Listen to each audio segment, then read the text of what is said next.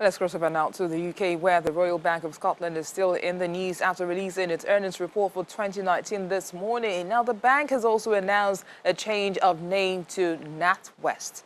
Juliana Olayinka is standing by to give us updates on the bank's performance at the market and more. It's good to see you again, Juliana. Earlier on, you spoke to Jimmy about the RBS reporting profits of £3.1 billion for 2019. But despite the jump in annual profits, investors are unimpressed and have sent shares in the bank down by as much as 5% in early trade. Of course, this has made the RBS the biggest faller in the FTSE 100 this morning. What's on the mind of these investors? Well, what's on the mind is they're really not sure of the future of RBS, and that's really disappointing for the new boss, Alison Rose. You know, when you start a new job, you kind of want to start it with a bang, and she has unfortunately started it with a whimper. Early this morning, they did actually release good trading figures for last year. That 3.1 billion is almost double what they reported this time last year, particularly even as if they were still paying back some of those PPI compensation claims. But it's a fact that they're trying to restructure, and investors are not really sure where this restructure is going, which is why their shares are so disappointingly low.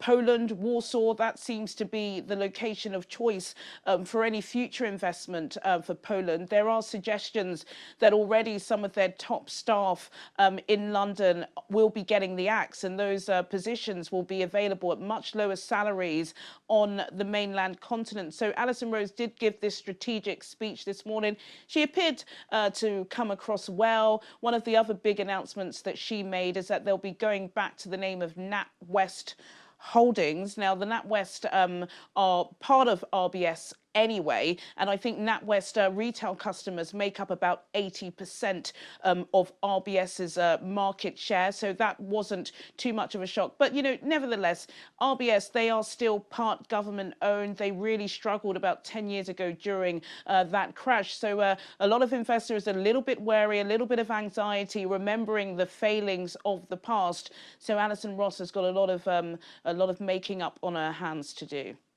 All right, Juliana, let's talk fashion now. The London Fashion Week kicks off today, and now that industry earns the UK over £30 billion per year. But the spread of the coronavirus means that attendance by Chinese buyers, designers, and even journalists is going to be significantly lower this year than that's due to travel restrictions. Now, how is this likely to impact this year's revenue? Well, in terms of revenue, I'm not sure necessarily how much that will impact the British fashion industry. Of course, China are the biggest suppliers of textiles across the world, and there have been some suggestions, and it's been a real struggle. So we're expecting to see what Q1 and Q2 results will be in terms of the global revenue. But I must say, for any fashion lovers out there in London today, hand sanitizers appears to be the latest must-have accessory. The British Retail Consortium said that's exactly what they'll be handing out to all of the attendees. And I must say, Bissy, it is a little bit subdued.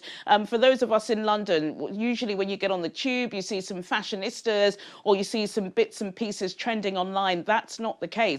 And that's really because China, supplies and delivers a third of the market when it comes to the globally luxury goods. And many of them would typically travel over for the Fashion Week, and they haven't done that. So it's a little bit more quiet. But, the British Retail Consortium said journalists and visitors who were not able to come over to London will still be able to interact online. And so the show, as they say famously, does go on.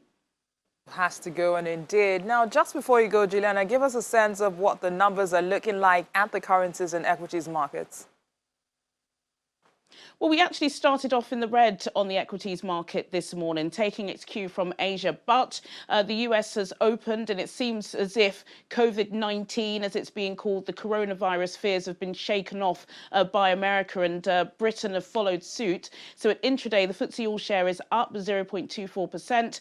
The FTSE 100 is up by 0.14%, and the FTSE 250 is up by 0.23%. In currencies, the pound is down on the dollar by 0.3%. 0.05%, down on the euro by 0.11%, and down on the Japanese yen by 0.05%, Missy. Thanks, Juliana. Have yourself a wonderful weekend.